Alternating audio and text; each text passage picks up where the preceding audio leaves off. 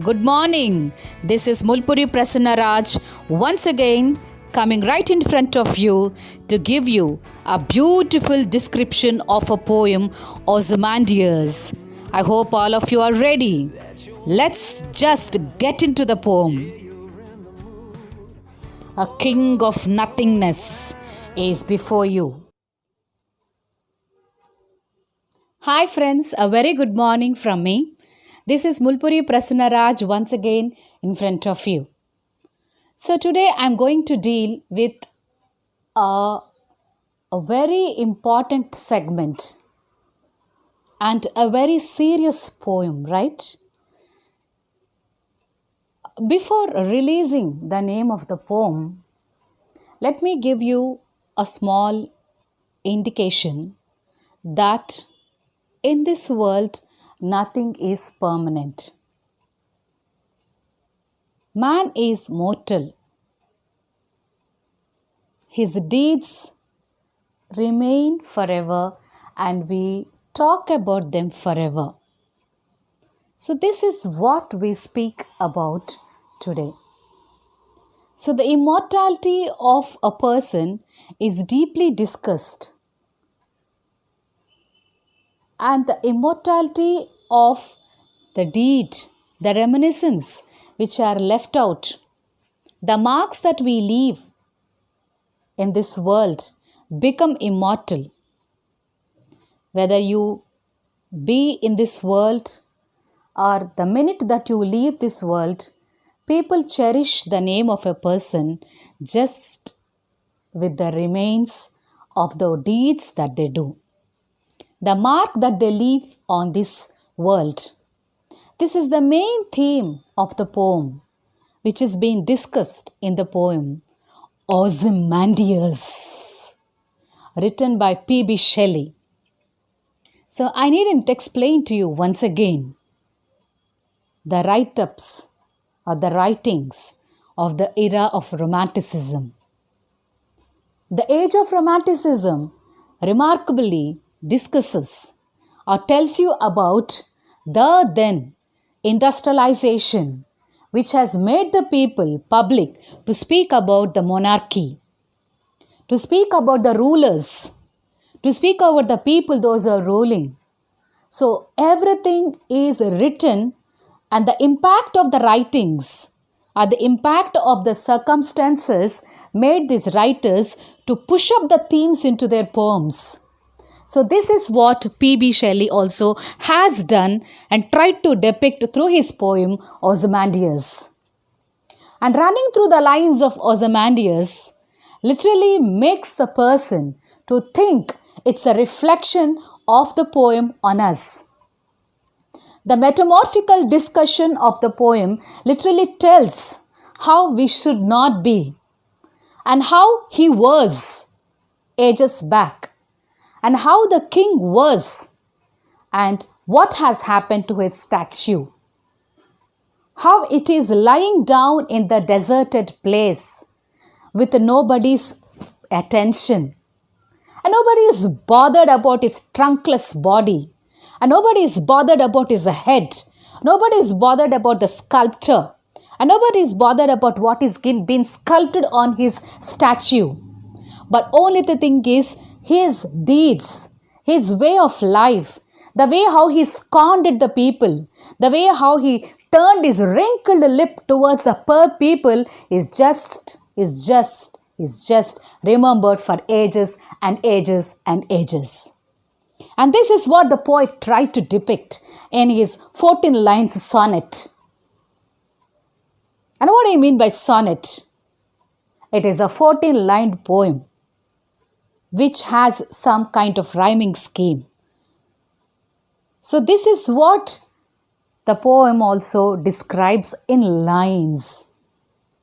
King Ozymandias, how his curves of hatred, how his curves of the people whom he wanted to dominate, the subjects whom he wanted to thrash down under his leg, and how he remained in the dust.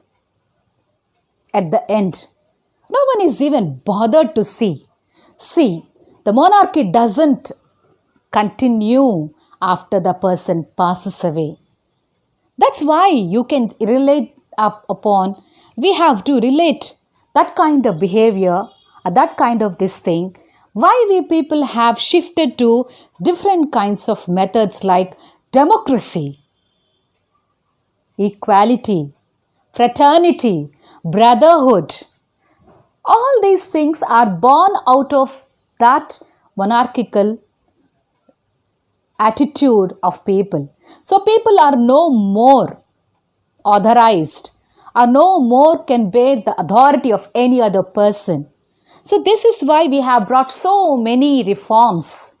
So these reformical changes are being discussed because we have to look into the poem in a different way of perspective. And even today we can see the people who have passed away leaving the marks of their own dominance. What did they gain of it? We just remember those people for the dominance. We remember those people only for their wretched rule. So this King Ozymandias also does the same. So in the lines, each and every line will be discussed very clearly. So how the people are running behind fraternity and brotherhood. So each and every organization that we are dealing about and each and every place that we are stepping in the world, each and every corner, now, we want to live under the threshold of equality, under the threshold of democracy, under the threshold of brotherhood. So it is the rarest and the straightforward question to each and every one of you that we should be remembered forever in the hearts of the people and do not dwell like a trunkless Ozymandias in the sandy dust. Here goes the poem, a very serious poem. Hope you will all enjoy it. It has a deep meaning, and the meaning runs in a very serene and also has a serious note which has to reflect in each other's character. Do you have Ozymandias in your heart? Throw him away. Do you have the behavior of Ozymandias in your mind? Push him away. So that you will be remembered forever in the hearts of the public. Don't be Ozymandias. Be yourself, because you are much more better than any other person. We are better than anyone in this world until you have the beautiful characters in your mind and your heart and your behavior. Here goes the poem. Poem by Shelley. Ozymandias. I met a traveller from an antique land who said, "Two vast and trunkless legs of stone stand in the desert. Near them on the sand, half sunk, a shattered visage lies, whose frown and wrinkled lip and sneer of the cold command tell that its sculptor well those passions read which yet survive. Stamped on these lifeless things, the hand that mocked them and the heart that fed. And on the pedestal these words appear, My name is Ozymandias, King of Kings.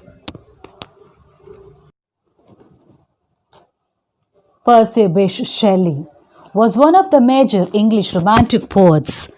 He is also regarded as one of the greatest lyric and philosophical poets in the language of English.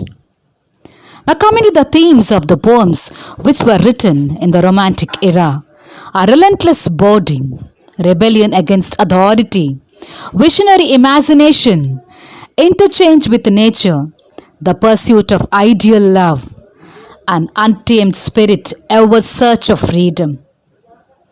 And this great epic poet of the 19th century, passed away at the age of 29, starting his career at 17. And in his poem, we find the transience of political power, an assertion of humanity's impotence compared to the natural world. Who was real Ozymandias? Ramses the Great. The pharaoh, also known as Ramses the Great or Ozymandias, was the third of the 19th dynasty of Egypt and ruled for 66 years from 1279 BC to 1213 BC. He led several military expeditions and expanded the Egyptian empire to stretch from Syria to the east of Nubia in the south. What is the message of the poem Ozymandias? The poem has a very important message, and that is all time powerful. No king or his power can defeat time. All achievement in the end lead to grave, as nothing lives in the world forever. So, the pride and the showcase of power are useless. What is the irony in Ozymandias? The irony in the poem lies in the fact that the mighty ruler had the following words engraved on his statue: "My name is Ozymandias, King of Kings. Look upon my works, ye mighty, and despair." These words conveyed he was so powerful that no king could surpass him. But it's just the in consideration of Ozymandias himself that he is the King of Kings. He was a pompous ruler and the mightiest of the might. The inscribed words show the pride and haughtiness of the king. But did he remember that he is saying about only himself? And he won't know that he'll be thrown away into the dust. The explanation of the poem goes like this. The poet met a traveler who came from a remote land, from a land far away. And what did he say? He said that he saw the remains of the statue, a broken statue, a trunkless statue, which stood in the stand. And what happened to the upper part? It was missing. And what was the face telling? A displeasure, the expression of taunting smile. And the wrinkles of the lines of the face were also there. And how did the sculptor take it? He must have read the expressions of the Egyptian king Ramses' face very well, because he was able to copy them on his statue so accurately.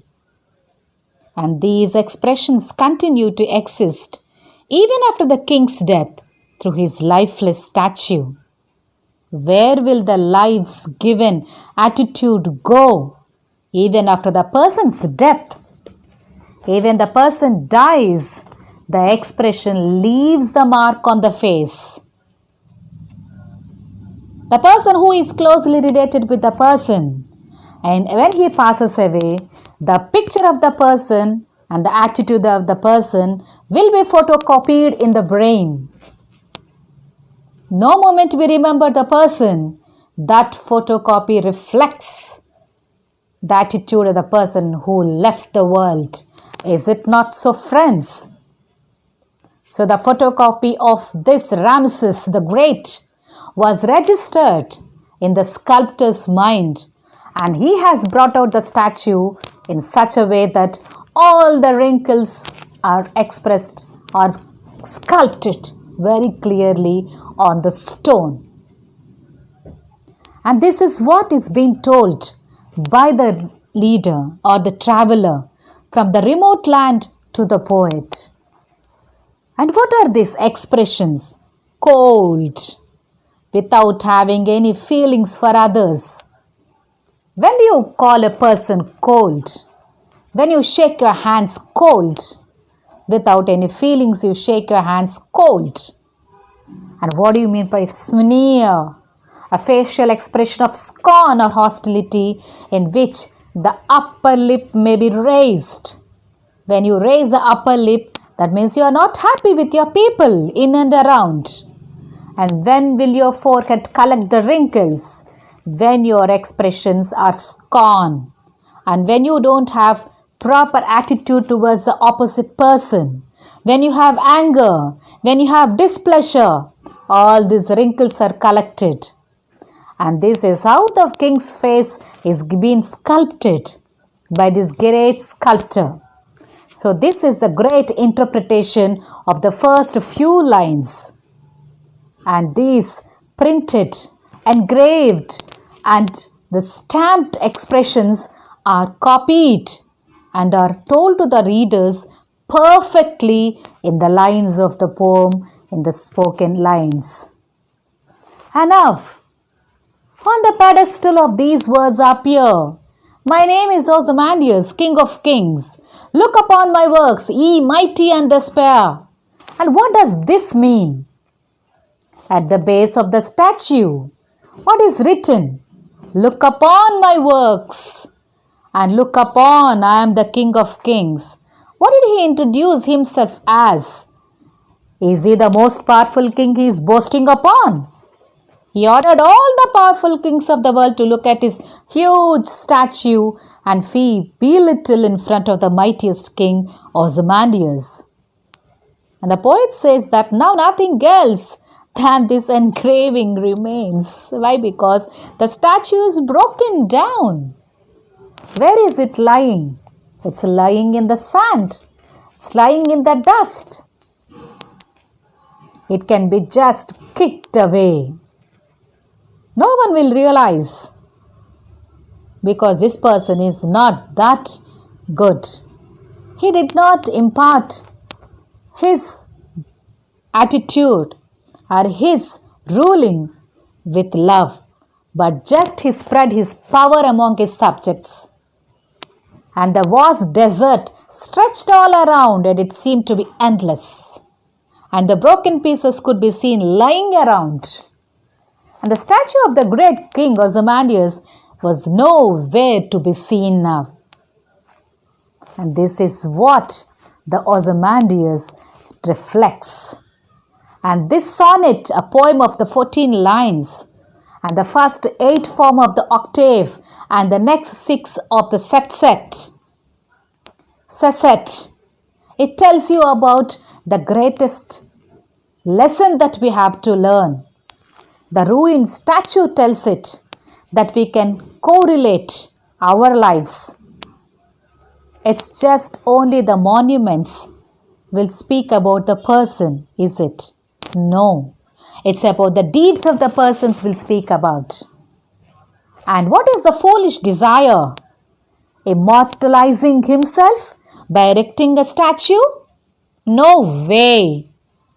How can a person immortalize himself just with a statue?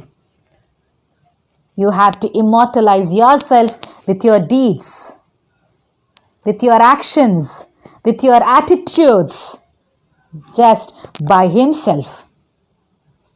The face of the statue lay buried in the sand, and he praises the talent of the artist as the minutest expressions and the wrinkles had been perfectly copied.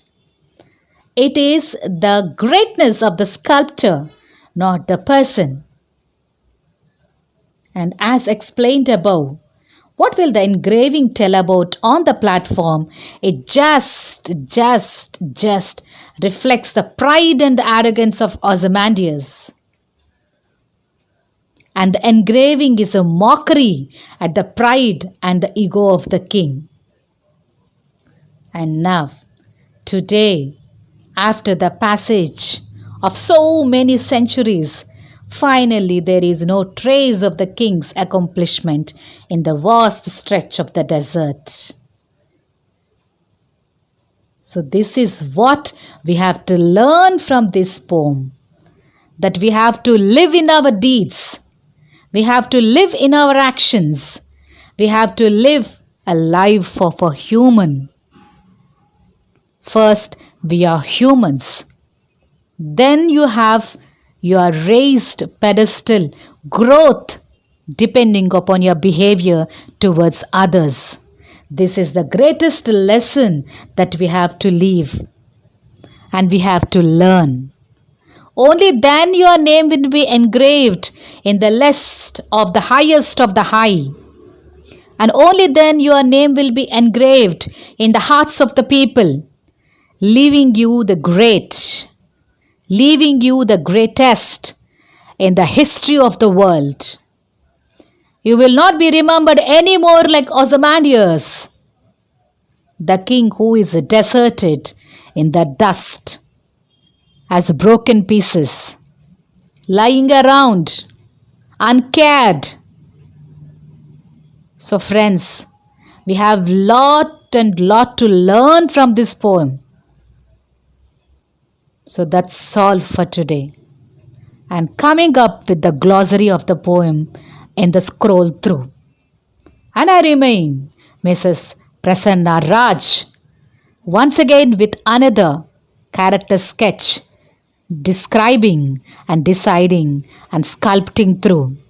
Tomorrow I'll be back again with one more character sketch, which will definitely throw an impression that we have to do something and erect our statue in the hearts of the public, not like Ozymandias, just by yourself. Thank you.